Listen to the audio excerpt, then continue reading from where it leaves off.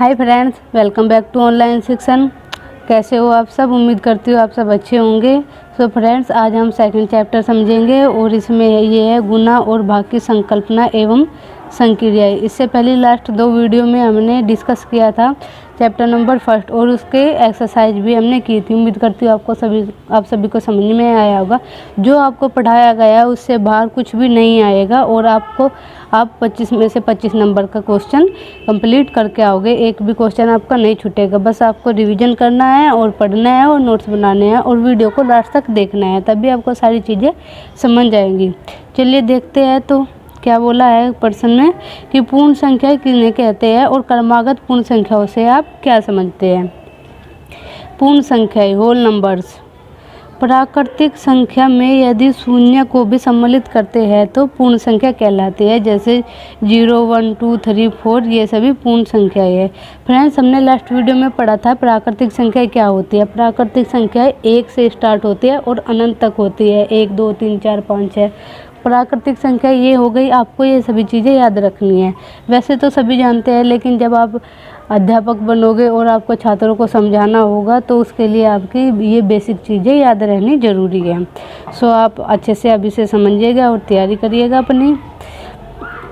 तो इसमें बोला गया है कि प्राकृतिक संख्या में यदि शून्य, प्राकृतिक संख्या होती है 1, 2, 3, 4 और अगर हम इसमें शून्य और सम्मिलित कर लेते हैं तो ये आपकी पूर्ण संख्याएँ आ जाती है। ठीक है फ्रेंड्स, तो 0 से लेकर अनंत तक की सभी संख्याएं पूर्ण संख्याएं कहलाती है। पूर्ण संख्या को हम W से प्रदर्शित करते हैं तो पूर्ण संख्या बराबर 0, 1, 2, 3 अनंत तक। और प्राकृतिक संख्या का हम प्रदर्शित करते थे N से। ठीक है, शून्य एक पूर्ण संख्या, प्राकृतिक संख्या नहीं है। ये आपको बहुत ध्यान रखना है। बहुत ही बारीकी से आपको सारी चीज़ें समझनी है और ध्यान भी रखनी है। इसमें बोला गया है कि शून्य पूर्ण संख्या है, प्राकृतिक संख्या नहीं है। सबसे छोटी प्राकृतिक संख्या है 1 और शून्य प्राकृतिक संख्या 1 से स्टार्ट होती है, ना कि 0 से। इसलिए 0 प्राकृतिक संख्या नहीं हो सकती। तो पूर्ण संख्या हो गई 0। आपका ऐसे क्वेश्चन आ जाता है बहु विकल्प में कि निम्नलिखित में से पूर्ण संख्या है -1, 0 और 2 -+1, तो ऐसे आ जाता है। तो आपको राइट ऑप्शन लगाना है कि पूर्ण संख्या 0 है। ठीक है, सभी प्राकृतिक संख्याएं पूर्ण संख्याएं होती हैं। जो देखो पूर्ण संख्या तो होती है 0, 1, 2, 3 और यहाँ से आ गई ये सारी प्राकृतिक संख्या है। तो पूर्ण संख्या के अंतर्गत प्राकृतिक संख्या आ गई। ठीक है, और प्राकृतिक संख्या के अंतर्गत पूर्ण संख्या नहीं आने की, क्योंकि 0 आपका छूट जाएगा प्राकृतिक संख्या में। ठीक है फ्रेंड्स, यही इसमें समझाया गया है कि शून्य सबसे छोटी पूर्ण संख्या है। आपको ये भी याद रखना है कि सबसे छोटी प्राकृतिक संख्या होती है आपकी 1 और सबसे छोटी पूर्ण संख्या होती है आपकी 0। ये सारी चीज़ें आपको याद रखनी है। अब देखते हैं क्रमागत पूर्ण संख्या क्या होती है। ऐसी पूर्ण संख्याएं जो एक क्रम में होती है क्रमागत पूर्ण संख्या कहलाती है। यहाँ तो आपको टॉपिक से ही पता चला है कि क्रमागत पूर्ण संख्या, क्रमागत मतलब क्रम से, जो संख्या क्रम से होती है वे क्रमागत पूर्ण संख्या कहलाती है। और 2 क्रमागत संख्याओं का अंतर सदैव 1 होता है। यही आपकी प्राकृतिक संख्या की कंडीशन है कि 2 प्राकृतिक संख्याओं का अंतर हमेशा 1 होता है। जैसे 2 और 3 है तो इनका अंतर 1 हो जाएगा। 3 और 4 है, ये पूर्ण संख्या है तो इनका अंतर भी 1 हो जाएगा। तो देख लेते हैं इसमें क्या कहा गया आगे।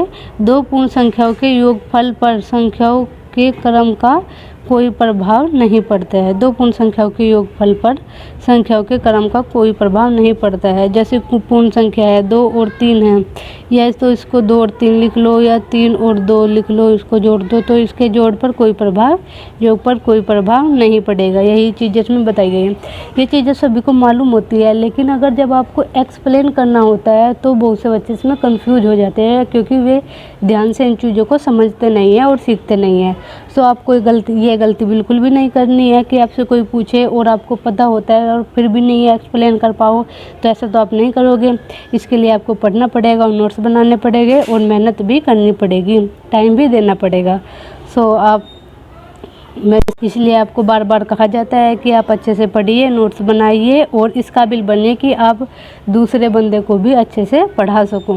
अभी तो आप पढ़ रहे हो और आने वाले टाइम में आप भी किसी को पढ़ा सकते हो। तो चलिए अब नेक्स्ट देख लेते हैं। पूर्ण संख्याओं में गुणा के 5 प्रमुख गुण कौन कौन से है समझाइए। पूर्ण संख्याओं के 5 प्रमुख गुण कौन से हैं, आपको ये सारी चीज़ें भी अच्छे से समझनी है। ये है गुणन का समवर्ग परगुण। यदि a तथा b दो पूर्णांक संख्याएं है और उनका गुणनफल a गुना b बराबर c है तो c भी एक पूर्ण संख्या होगी, अर्थात पूर्ण संख्याओं का गुणनफल सदैव पूर्ण संख्या ही होती है।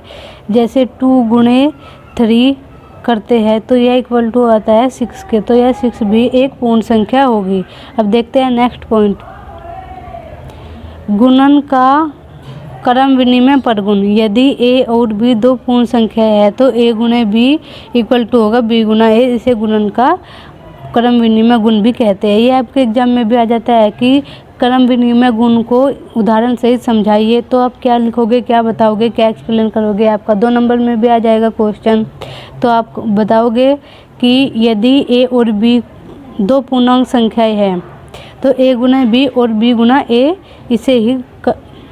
इसे ही गुणन का क्रम विनिमय गुण कहते हैं। और उदाहरण ये हो गया आपका, जैसे 4 गुना 5 करते हैं तो वह इक्वल हो जाएगा 5 गुने 4 के, क्योंकि अगर 4 की और 5 की गुना करते हैं तो 20 आएगा, अगर 5 की 4 में गुना करते हैं तो भी 20 ही आएगा। तो यह आपका क्रम विनिमय परगुण हो जाएगा। अब देखते हैं पॉइंट 3, शून्य का गुणन गुण। यदि a कोई पूर्ण संख्या है तो a गुना 0 बराबर हो जाएगा 0 गुना a बराबर 0, अर्थात किसी पूर्ण संख्या का शून्य का गुणनफल शून्य होता है। इसमें कहा गया है कि आप अगर किसी भी संख्या की गुना शून्य में करते हैं तो वह आपका शून्य हो जाएगा। अब आते हैं पॉइंट 4 पर, गुणनफल का तत्समक अवयव। गुणनफल का तत्समक अवयव क्या होता है कि यदि a कोई पूर्ण संख्या हो और 1 गुना 1 इक्वल 1 गुना a इक्वल होगा a का, अर्थात अगर आप किसी भी संख्या की 1 में गुना करते हो तो वह आपका वही संख्या आ जाएगा। जैसे 5 की गुना इसमें की तो 5 आ गया, 2 की गुना 1 में करेंगे तो 2 आ जाएगा। गुणन संक्रिया का साहचर्य परगुण। साहचर्य गुण आपका इम्पोर्टेंट है और ये आपका एग्जाम में भी पूछा जा सकता है। इसमें क्या कहा गया है कि यदि a b c 3 पूर्ण संख्या हो तो a गुना b ब्रैकेट और गुना c इक्वल होगा a Guna b Guna c और इक्वल होगा a Guna b Guna c। आपने बोर्ड मास का नियम तो पढ़ा ही होगा कि पहले जो ब्रैकेट के अंतर्गत होता है पहले उसको सोल्व किया जाता है, फिर बाहर वाले को सोल्व किया जाता है। इसमें अगर a को मान लेते हैं 2, b को मान लेते हैं 3 और इसको ब्रैकेट में बंद कर देते हैं और c को मान लेते हैं हम 4, तो ये क्या हो जाएगा, पहले ब्रैकेट वाला सोल्व करेंगे 2 गुना 3 हो जाएगा आपका 6 और 4 की गुना करेंगे बाद में तो ये हो जाएगा आपका 24। ऐसे इसमें करेंगे, a को माना था हमने 2 गुना, फिर ये ब्रैकेट चल जाएगा आपका, b को 3 माना था और c को हमने 4 माना था, तो पहले ब्रैकेट वाला सोल्व करेंगे, 3 की 4 में गुना करके तो ये आ जाएगा 12 और 2 गुना हो जाएगा इसको, ये आ जाएगा 24। पहले वाले का भी 24 आया, इसका भी 24 आया।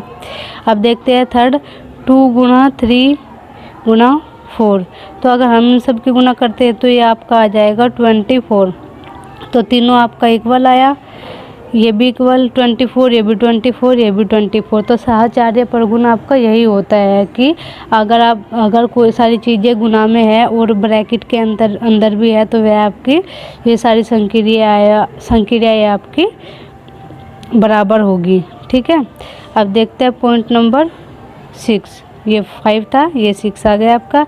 गुणन संक्रिया का योग पर वितरण परगुण।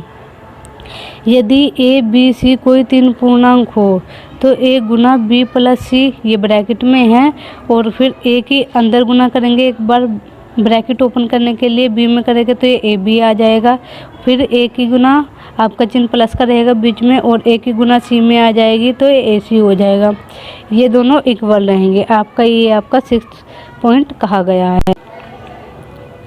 अब देखते हैं गुणन संक्रियाओं का घटाने का वितरण परगुण। ये घटाने का नियम है आपका। तो a b c कोई 3 पूर्णांक है तो a Guna b minus c आपका ब्रैकेट में हो जाएगा, ये ऐड वाले की तरह ही है, उसमें ऐड था और इसमें माइनस है बीच में, तो ए गुना बी माइनस का चिन्ह आ जाएगा बीच में, बी गुना सी, तो ये भी दोनों इक्वल रहेगा, ये आपका घटाने का वितरण गुण हो जाएगा। अब आपका नेक्स्ट प्रश्न आता है कि पूर्ण संख्याओं में भाग की संक्रियाओं के भाग के गुण लिखिए। अब भाग के क्या क्या गुण होते हैं, भाग की क्या क्या क्वालिटीज होती है, तो ये देखेंगे। भाग की संक्रियाओं के समवर्ग, परगुण एवं प्रशिक्षण। एक पूर्ण संख्या को दूसरी पूर्ण संख्या से विभाजित करने पर भागफल सदैव पूर्ण संख्या प्राप्त नहीं होता, अतः विभाजन की संक्रियाएं पूर्ण संख्याओं के लिए समवर्ग नहीं होती। आपको ये सभी चीज़ें समझनी है। अब देखते हैं नेक्स्ट पॉइंट, शून्य से पूर्ण संख्याओं में भाग का प्रशिक्षण। जब शून्य से किसी पूर्ण संख्याओं में भाग करते हैं, किसी पूर्ण संख्या में शून्य से भाग परिभाषित नहीं है, क्योंकि शून्य से भाग देने पर शेषफल शून्य प्राप्त नहीं हो सकता। आपको पता है कि अगर हम किसी भी संख्या को शून्य से भाग करेंगे तो वह अनंत आता है, वह पूर्ण संख्या नहीं होती है, और शून्य भी उसका आंसर नहीं आता है। कुछ बच्चे गलती करते हैं कि कोई संख्या है, अगर आपको शून्य से भाग करने को दे दिया गया तो आप उसका आंसर शून्य लगा देते हैं और आपका क्वेश्चन गलत हो जाता है। तो इसमें यही समझाया गया है कि शून्य से भाग देने पर शेषफल शून्य प्राप्त नहीं हो सकता। आपको ये चीज़ें समझनी है और आप यहीं पर गलती करते हैं। ठीक है, अब आते हैं नेक्स्ट पॉइंट पर। उम्मीद करती हूँ आप सभी अच्छे से समझ रहे होंगे। अगर आपको कुछ समझ में नहीं आ रहा है तो हमें बता सकते हैं कमेंट्स बॉक्स में टाइप करके। ठीक है फ्रेंड्स, अब देखते हैं नेक्स्ट पॉइंट क्या है आपका, पूर्ण संख्याओं में एक से भाग का प्रशिक्षण। अगर हम पूर्ण संख्याओं में एक से भाग करते हैं तो वही संख्या आती है। जैसे गुना की कंडीशन थी कि हमने एक में किसी संख्या की गुना करी तो वही संख्या प्राप्त हो गई, एक से किसी संख्या को भाग दिया तो वही संख्या प्राप्त होगी। अब इसका 4 पॉइंट है, शून्य में किसी शून्योत्तर पूर्णांक से भाग का प्रशिक्षण। अगर शून्य को किसी शून्योत्तर पूर्णांक से भाग देते हैं तो भागफल शून्य आता है। जैसे देखो यहाँ पे आपको समझने की ज़रूरत है, अगर हमने 5 से शून्य को भाग दिया तो हमारा शून्य आ गया, अगर हम शून्य से इसे भाग कर रहे हैं तो हमारा अनंत आएगा, शून्य नहीं आएगा। आपको इन दोनों में अंतर समझना बहुत ज़रूरी है। और कुछ बच्चे ऐसे होते हैं कि इन छोटी छोटी बातों पे ध्यान नहीं देते, और जो आप सीखते हैं, जो आपको पता है, और जल्दबाजी के चक्कर में आप वही चीज़ें गलत कर देते हैं। इसलिए आपको कहा जाता है कि आप बिल्कुल बेसिक से पढ़िए, अच्छे से समझिए, रटना तो कुछ भी नहीं है। और जब आप दूसरों को समझाने के काबिल हो जाओ तब मानना कि आप सीखने में सफल हुए हैं और आपने मेहनत की और ध्यान से पढ़ा है। कुछ बच्चे आलस की वजह से नहीं पढ़ते, अच्छे से नहीं समझ पाते, नहीं सीख पाते और वे असफल रहते हैं। और जो बच्चे इन चीज़ों पर ध्यान करते हैं वे बच्चे ही सफल हो पाते हैं। अब देखते हैं नेक्स्ट पॉइंट क्या कहा गया है कि किसी शून्योत्तर पूर्ण संख्या में उसी शून्योत्तर से पूर्ण संख्या का भाग का प्रशिक्षण। किसी शून्योत्तर पूर्ण संख्या में उसी शून्योत्तर पूर्ण संख्या से भाग देने पर भागफल 1 आता है। जैसे इसमें कहा, जैसे हम कोई संख्या है हमारी 2 है, 2 को 2 से भाग दिया तो 1 आएगा। अगर 5 है, 5 को 5 से भाग दिया तो 1 आएगा। यही इसमें बताया गया है। आज की वीडियो में हम इतना ही रख लेते हैं।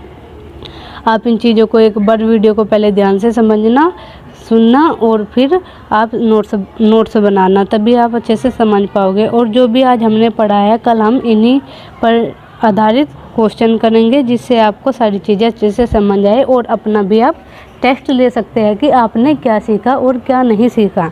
सफल बनना है तो आपको पढ़ना तो ज़रूर ही पड़ेगा, वरना आप असफल लोगों की गिनती में गिने जाओगे। तो thanks for watching, bye bye, take care.